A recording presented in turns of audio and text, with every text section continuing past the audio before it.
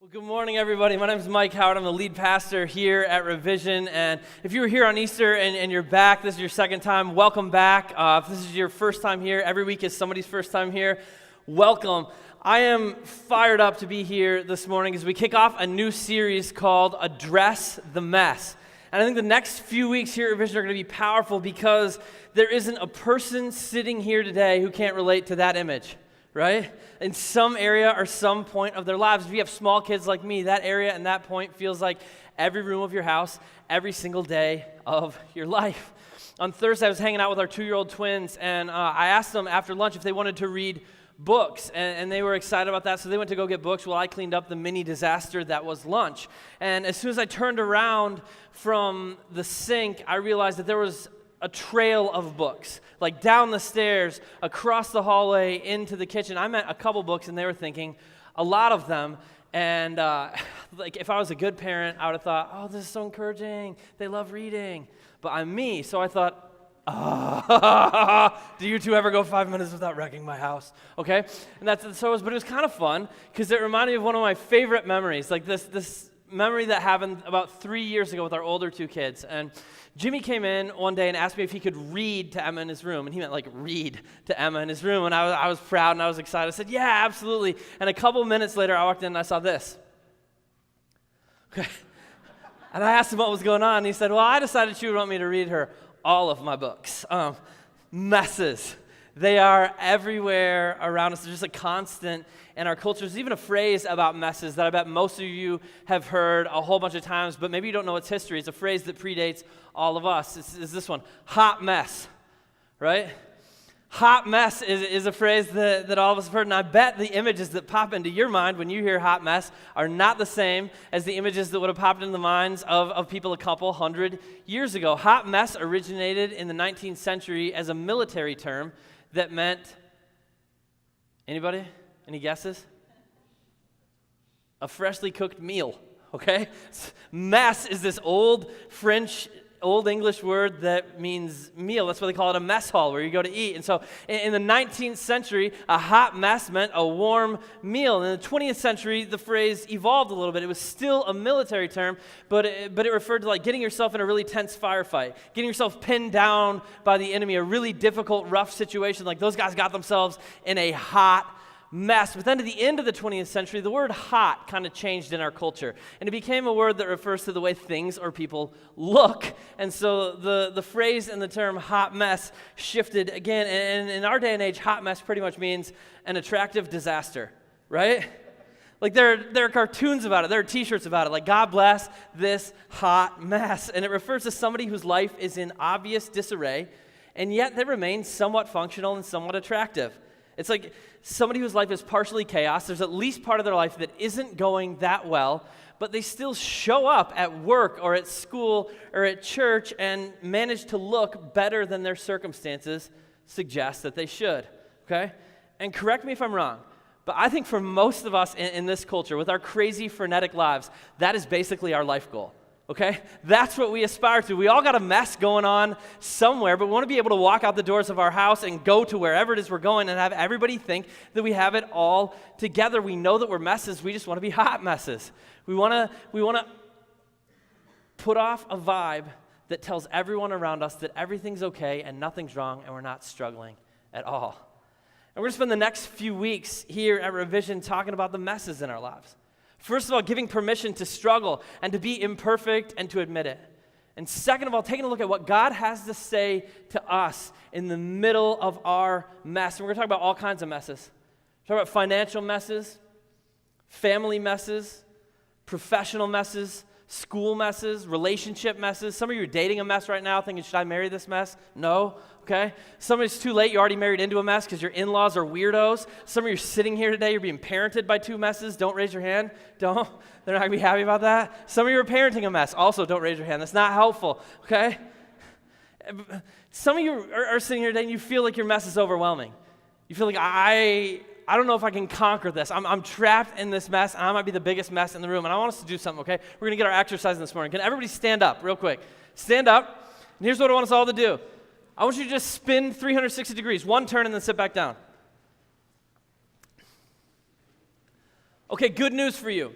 You might feel like a gigantic mess. You might be thinking, I'm the biggest mess in the room. Somebody you just saw is a bigger mess than you, okay? Isn't that encouraging? Actually, that's not good news.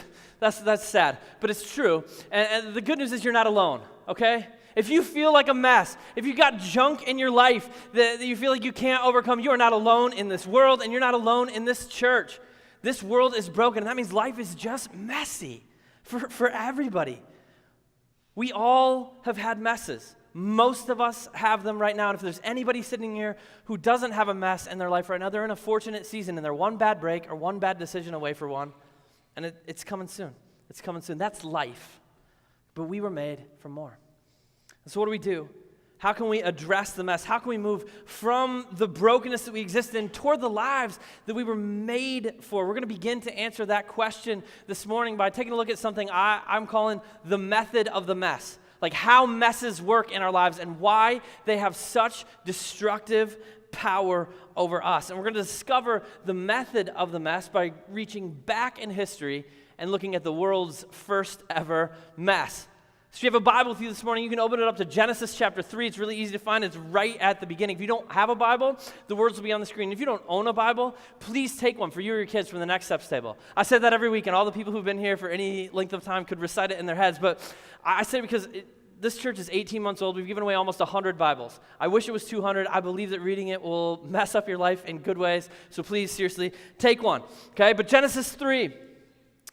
The first 2 chapters of Genesis have told us all about how the God of the universe created this incredible, beautiful world and how he made mankind, humanity, Adam and Eve, in his own image, and then he put them in the Garden of Eden, okay? And this is what happens.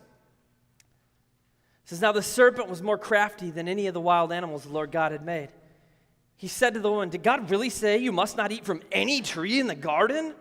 And the woman said to the serpent, we may eat fruit from the trees in the garden, but God did say you must not eat fruit from the tree that's in the middle of the garden, and you must not touch it, or you will die. You will certainly not die, the serpent said to the woman, for God knows that when you eat from it, your eyes will be open, and you'll be like God, knowing good and evil. And when the woman saw that the fruit of the tree was good for food and pleasing to the eye, and also desirable for gaining wisdom, she took some and ate it. And she also gave some to her husband who was with her, and he ate it. And the world has been a hot mess ever since. Thanks a lot, Adam and Eve. But the method of the mess, how do we walk into messes? How do we get ourselves there? Step 1 is we believe a lie. Our messes almost always begin when we believe something that isn't true. And sometimes it's a big, outrageous, bold lie, but usually not. More often than not, almost always, we walk into messes when we start believing half-truths, white lies, little things. But as soon as we believe things that aren't true, we walk towards brokenness. Check it out. The guy, he comes to Eve and says, did God really tell you you can't eat from any of these trees? What a buzzkill. And Eve doesn't fall hook, line, and sinker for that lie. Most of us don't fall hook, line, and sinker for the big lie, right? But the issue is framed in a way that causes Eve to begin compromising truth, to begin believing things that aren't quite fully true. Notice her response to the snake. She says, we can eat from the trees, just not the one in the middle. God said we can't eat from that one and we can't touch it or we'll die. Okay? That seems like a pretty innocuous response on the surface, but is that what God really said? If we reach back into Genesis chapter 2, verses 16 and 17, this is what God said. He said, you may freely eat from any tree in the garden, but you must not eat from the tree of the knowledge of good and evil, for when you eat for it, you will certainly die. Now go back to what Eve said to the serpent. Okay? You don't even have to read verse 6 where she eats the fruit to know what's going to happen in verse 6. You could cut off that story at verse 5 and say, guess what Eve is going to do next? And you know her trajectory. She's walking towards sin. She's walking toward a mess. And we know why because of what she says. When she responds to this lie that the serpent told her, that God said she can't eat from any of the trees, she does something. She takes away something that God said, and she adds something to what God says. First, she takes away something God said by minimizing his blessing. God came to Adam and Eve and said, you may freely eat from any tree in the garden. Eve looked at the serpent and said, yeah, God said we can eat from the trees if we want. And then she acts like God's a burden by adding something to God's instructions. God said, just don't eat from that tree in the middle of the garden or you'll die. And Eve looks at the snake and says, God said we can't eat from that tree. We can't even touch it or we'll die. This is not insignificant. What she did and what she had begun to believe, and we do the exact same thing. We have a tendency to minimize God's blessing in our lives. And we have a tendency to add to his instructions which are given so that we can have life, so we can live into the purpose and the meaning that he created us for. That's why God gives us his instructions. But we add to them, and then we act like God is a huge burden. And we end up in a mess because we've believed something, we've acted on something that just wasn't fully true. And it gets messy really quick. Half-truths and little lies are deadly, okay? In our lives, we usually don't walk into messes because we believe some big, phenomenal, outrageous lie. Like nobody walks out the door of their house and has someone say to them, you know what would solve all your problems? You know what would make your life perfect and make it better is if you cheat on your wife today. And nobody walks out the door and hears that and thinks, I think you're right. That would solve all my problems. That would make everything great, okay? No one believes that, but people do it all the time. Why? Not because they believe the big lie, but because they start to compromise truth, little by little by little, and they start believing half-truths, and it ends up in a place they didn't want to go. I knew this guy in seminary. Went to school with him. He was going to grad school to be a pastor. And he got really into the TV show Grey's Anatomy. To the point where he started like cutting his hair like that one dude and wearing scrubs. And that was the first red flag, okay? But then he began to believe that his marriage wasn't good enough because it didn't look like the relationship he was watching on his TV between Dr. Gray and Dr. McDreamy or whatever, okay? And he started with this truth, okay? He started believing marriage should be loving. And it absolutely should, okay? He started there. But then he started compromising that just a little bit and a little bit and a little bit and believing half-truths. He started to believe that marriage and love should be just as easy as it looked on his TV screen. And he started to believe that marriage should be full of warm fuzzies and you should be absolutely passionately in love with your spouse every moment of every day or else you're really not in love. Every person in here who's married or has been just made this face. Right? Like I have all you kids, like middle schoolers, high schoolers, engaged couples, dating couples. I don't mean to burst your bubble, okay? I don't say that to burst your bubble. This is a universal truth, okay? Unless your name is Jenny Howard, you don't feel that way about your spouse every moment of every day. It just is. I said that because she's in the nursery. Don't ask her later. If she denies it, don't believe lies. Remember, that's what we're talking about here. But no, like this guy, he started believing all these little lies, and you know where he ended up? You know where he ended up. In a place that he didn't want to go, and none of us wanted to go. That's where he ended up. Okay, so step one in the method of the mess, we believe a lie. That's what Adam and Eve did. They believed a lie, and what happens next? They've walked into this mess because they believed something that wasn't true and they ate the fruit. And then in verse 7, it says this, then the eyes of both of them were opened and they knew that they were naked. So they sewed fig leaves together and made themselves loin coverings. They heard a sound of the Lord in the garden, they heard the sound of the Lord God walking in the garden in the cool of the day. And the man and his wife hid themselves from the presence of the Lord God among the trees of the garden. Hey, what's step 2? Step 2 is we attempt to hide. We attempt to hide, and I want you to know this right off the bat. Hiding is the enemy of healing. Hiding is the enemy of healing every time, but we do it because it's just a profoundly human reaction to messing up, okay? And sometimes it's subconscious. Our brains just tell us to hide, and we just do it. One time when I was in college, my buddy Ryan and I and Jenny and a few of her friends went down to shoot off some fireworks by the Mississippi River, okay? Which it was illegal in Iowa, so that was a bad enough idea anyway. But it was something we did. It was this little park that we'd go to hang out, shoot fireworks, hit golf balls into the river. And at one point during the night, my friend Ryan found a ginormous bottle rocket in my car. And then he saw a boat that was about halfway across the river. And then he shot the bottle rocket at the boat, which was a dumb choice. But like the Mississippi's huge. It didn't even get close to hitting the boat. But it did inspire the boat to turn on its red and blue sirens and speed across the water toward us. And because I'm responsible, I said, guys, we need to own this. No! When we mess up, our conscience says, run and hide. And so I said, get in the car! And we all dove into the car, and I turned it on because the police were still in the water on the boat. There was a catch. The police who weren't in the water were not amused. Turns out, the police who were on land did not think that running and hiding was a good plan. They thought it was a bad plan. Put it that way, okay? And we had a nice discussion with them, and we learned that they were there, like it was a sting operation. They were trying to catch some vandals, and so we were like really wrecking their night. So they took away all our fireworks and sent us home, okay? But here's the thing. If you would have asked me at any point in my life, if you would have asked me 15 minutes before we shot a firework at a police boat, should you ever run from the police? You know what I would have said? No. No, whatever you did or didn't do, that's going to make it worse. No, only an idiot would run from the police, okay? I knew that. I know that. I ran. I try to hide, just like Adam and Eve. Since the beginning, we've had a tendency as humans to hide our messes. I want you to do something. Think about like the hugest, scariest, gnarliest mess in your house right now. Okay, think about it. Now, you might have had a really terrible morning, and this isn't true for you, but for most of you, the biggest, grossest mess in your house is not in the middle of your living room. Not right now. It's not in the middle of your kitchen or your dining room either. It's in a closet, or it's in a drawer, or it's in a shed, or it's in a garage, or maybe it's even in a storage unit. We like to hide our messes away where nobody can see them. For everybody in here, I want to ask you a question. You got to shout out the answer, but I want you to be honest. Take a deep look into your heart and answer this question for yourself. Where and what are you hiding right now?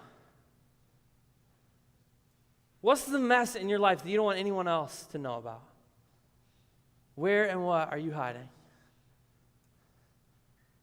Like, would you be cool handing your cell phone to the person next to you, even if it's your spouse or your mom, and having them read through all your text messages and your Snapchats? Would you be okay opening up your bank account and telling us where every dollar went and accounting for it and how much you're really giving? How comfortable would you be with me throwing your internet browsing history up on the screen for everyone in here to see? Where and what are you hiding? Because our broken nature tells us to hide. Always. But hiding is the enemy of healing, and there's a problem with it. It keeps us trapped in the mess. Keeps us trapped in the mess. And also it's ineffectual because the one from whom we're really trying to hide, we can't hide from. Like Adam and Eve tried to hide from God in the garden. Who made the garden? It's not a trick question. Who made it? Yeah, that's right. God made the garden. You can't hide from God in the garden that God made. Man, you may have your spouse fooled, you may have your friends fooled, you may have your church fooled, you may have the IRS fooled, you may have your significant other fooled, but you don't got God fooled. God sees. He sees our mess. Genesis 3, 9 through 13 says this, and the Lord God called to the man and said to him, where are you? Okay, God knows that answer. He's not walking around like, this is a big garden. What did I do here? Where are they? Okay? He wants Adam to answer. He says, where are you? And Adam says this, I heard the sound of you in the garden, and I was afraid because I was naked, so I hid. And God said, who told you that you were naked? Have you eaten from the tree of which I commanded you not to eat? And the man said, the woman whom you gave to be with me, she gave me from the tree, and I ate.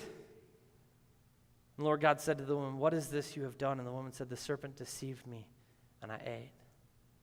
So the method of the mess is that we believe a lie, and then we try to hide. And then you know what we do? We pass the blame.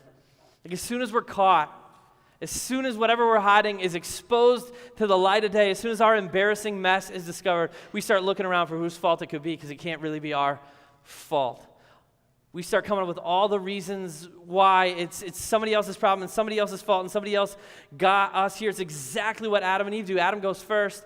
God's like, hey, what happened? And he's like, well, that woman you put here, she gave me it. It's really on Eve. It's like, and come to think of it, I ate no fruit from that tree when I was here alone. But you decided that I needed her in the garden. So like I'm seeing it as like 2% Adam, 60% Eve, 38% God. That's kind of how I'm seeing it right now, God. And he starts pointing the finger elsewhere. And then Eve goes, right? And it's hilarious. She uses that like woman wizardry. I don't even know how to describe it other than that. And she's like, okay, listen, God, I did eat that fruit. But the snake told me to, and I believed a lie. It told me a lie because you made it crafty, so I think you need to think about what you've done, mister. And she's like, right? She doesn't want to apologize. This is someone else's fault, and this story is mind-blowing for me. Because it's such a clear picture of the way that sin and brokenness and messes still work in our world today. Isn't it nuts to think that over thousands and thousands of years, like across time and space and culture and language, we still pretty much function the way humans have always functioned? Like we have not evolved nearly as much as a species as we like to think that we've evolved. We still handle messes and brokenness and sin the same way that Adam and Eve did. Still, when we're caught, we pass the blame. Just yesterday, I listened to my 5-year-old daughter blame my 7-year-old son for the fact that he got applesauce squirted on his head and his shirt and his pants and my van, okay? Because he was looking at her weird, okay? He wouldn't stop. What else could she do but shoot her whole applesauce on the go all over him? He wouldn't stop looking at her. And basically, I had this kid communicate to me, like, this didn't have to happen, but he made it happen.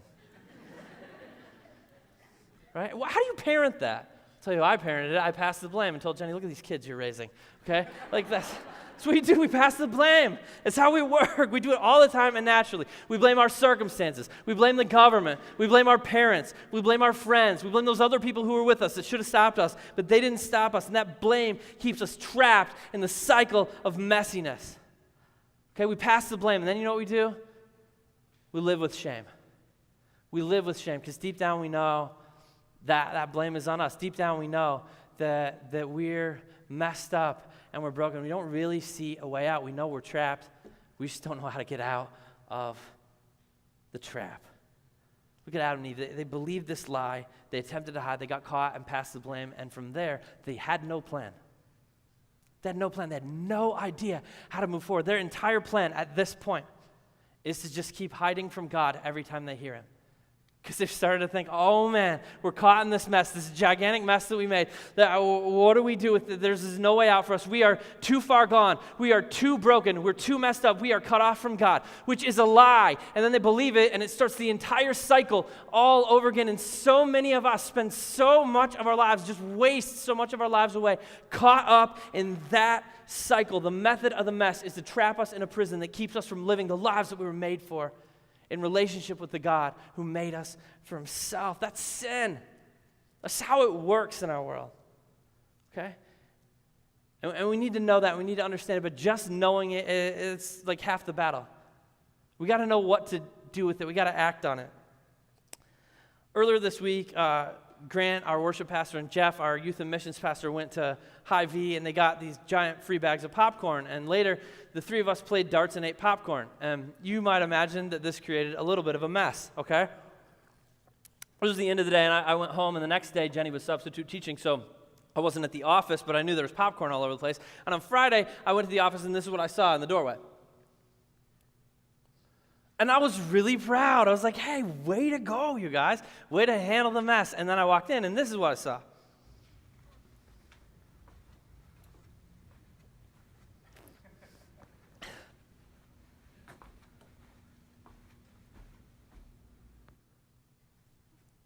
What in the world? That vacuum is a testament to good intentions, okay? Here's my prayer this morning, is that every single one of us will walk out and not be like Jeff and Grant, okay?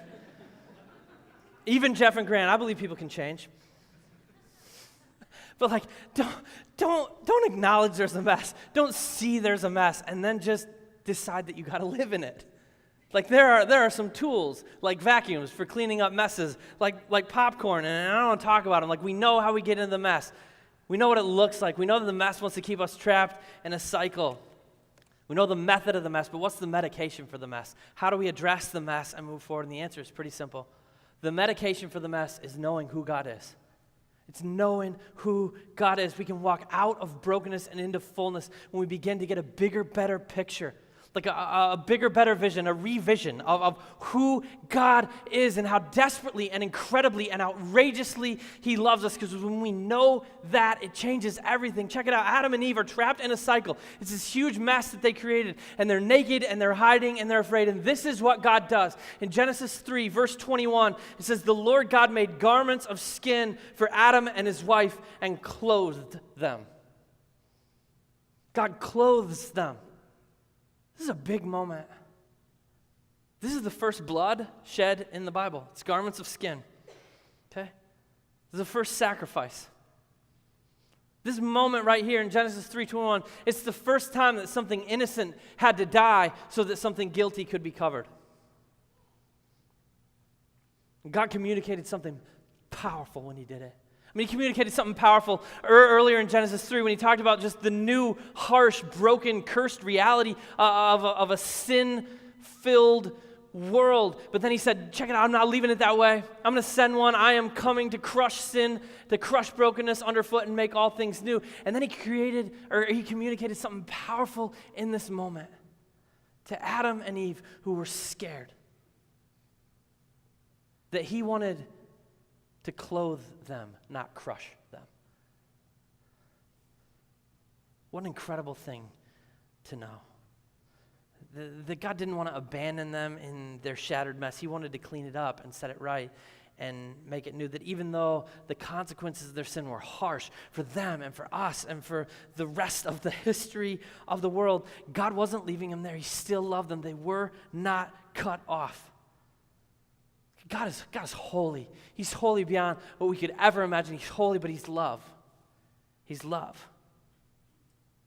And the messes we make, the ones that we get ourselves into, they're not okay.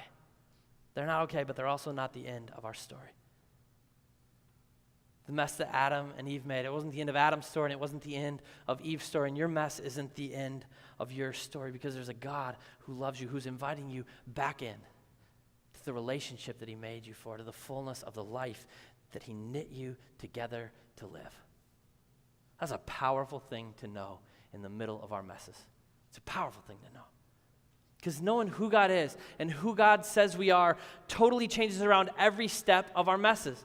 First of all, it replaces the lies that we believe with truth. I love God's response to Adam and Eve when they first tell him that they hid because they were naked and they were afraid. I love what he says to them. They tell him, we were naked and we were afraid, so we hid from you. And God says, who told you that you were naked? Who told you that? Do you guys realize what God is doing here? He's replacing the lies that they've believed with the truth. He's saying, Adam and Eve, up to this moment, everything in your universe, everything that you thought, everything that you believed to be true has been shaped by my voice. What other voice did you let in? What voice did you let speak to you? Did I tell you that you were naked? Did I tell you that? Who told you that? I want us to understand, ever since that moment in the garden, we have been listening to the wrong voices.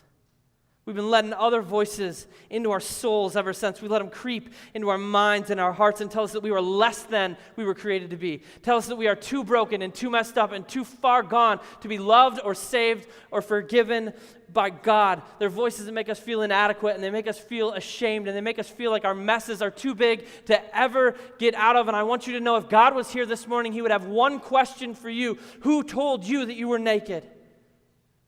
What other voice did you allow to thunder in your soul and change your perception of who you are? Who silenced my voice inside of you and took its place? See, there's room in our soul for a lot of voices that tell us a lot of lies. And those voices can drown out the one voice that we are meant to be shaped by. The voice that tells you that you're created in the image of God and you're loved and you're a masterpiece. You are the voice and the imagination of God wrapped in skin.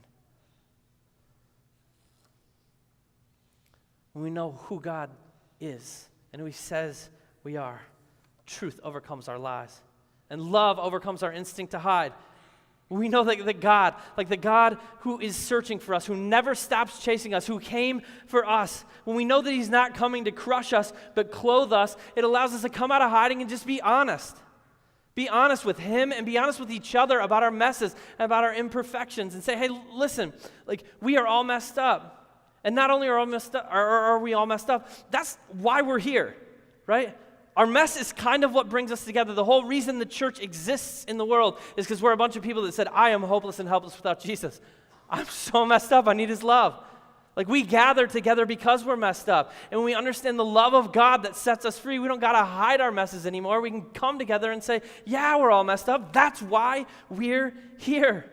We need Jesus, and we need his love, and we want to share it with the world. The outrageous, scandalous love of God means that we don't have to hide. It also means we can overcome blame with ownership. We can get to the point where we say, listen, this might not be completely my fault, but it is my fault. I am messed up. I'm broken. I'm a sinner. You know what? My anger isn't going to solve my mess.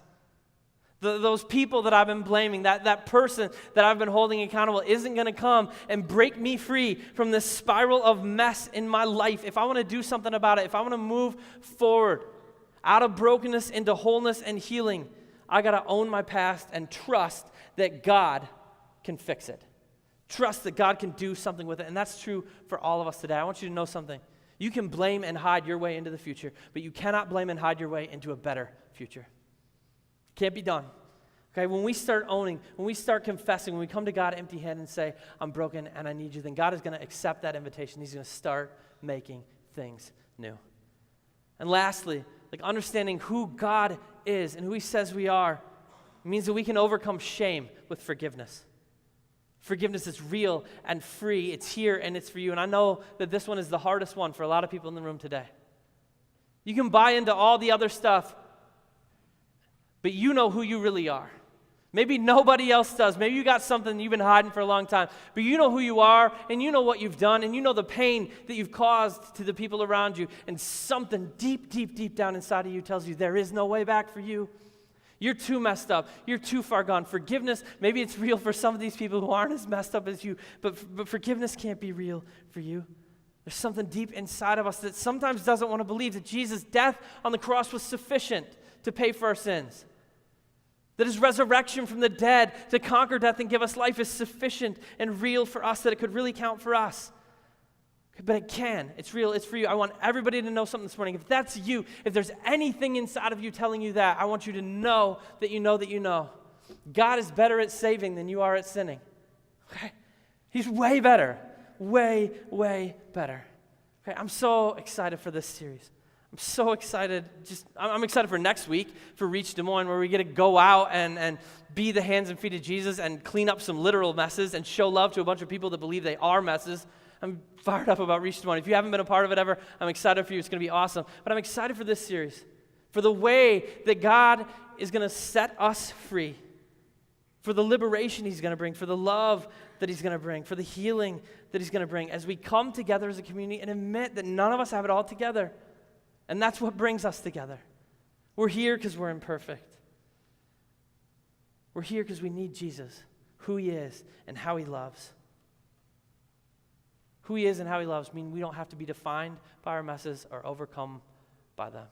We can trust that God sets all things right and makes all things new. I want everybody to look at the person next to you right now and tell them one thing, okay? Just as we kick off this series, as we look forward to what God's going to do with our messes, I want you to look at the person next to you and tell them, I'm a mess, but I am a hopeful mess. Doesn't that feel good? Feels good. And I want to invite everybody this week to do something really, really, really simple, okay? It's not hard. I want you to be honest with yourself. And I want you to be honest with God because he knows already. You can't fake him out, okay? Be honest with yourself and be honest with God. Look at your life and ask yourself, what are my messes? What are the lies that I've been believing? What are the places and the things that I've been trying to hide?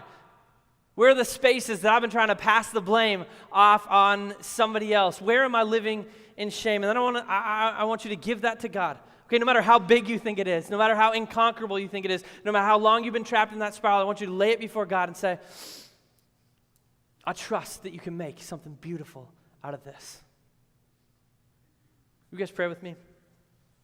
God, please forgive us for the messes that we make, for the sin in our lives, for the brokenness, for the lies that we've believed. God, forgive us for not trusting in you, for buying into some of the half-truths of the world. And God, thank you for forgiving us. Thank you that even though we live in a world full of hot messes, full of brokenness, full of sin, that we don't have to let that define us. We don't have to let the mistakes of our past define us. We don't have to let it overwhelm us. God, would you just set us free today? Would you drown out those other voices in our hearts that tell us that we're too far gone, that tell us that we can't be loved, that tell us that we're not enough, that tell us that our messes define us? Would you drown them out, and would your voice just thunder in our souls today? Right here, right now, as we sing to you, as we leave, would you thunder in our souls and remind us who you are and who you created us to be? We love you, Lord. We love you. Thank you for who you are. Thank you for your love. In Jesus' name, amen.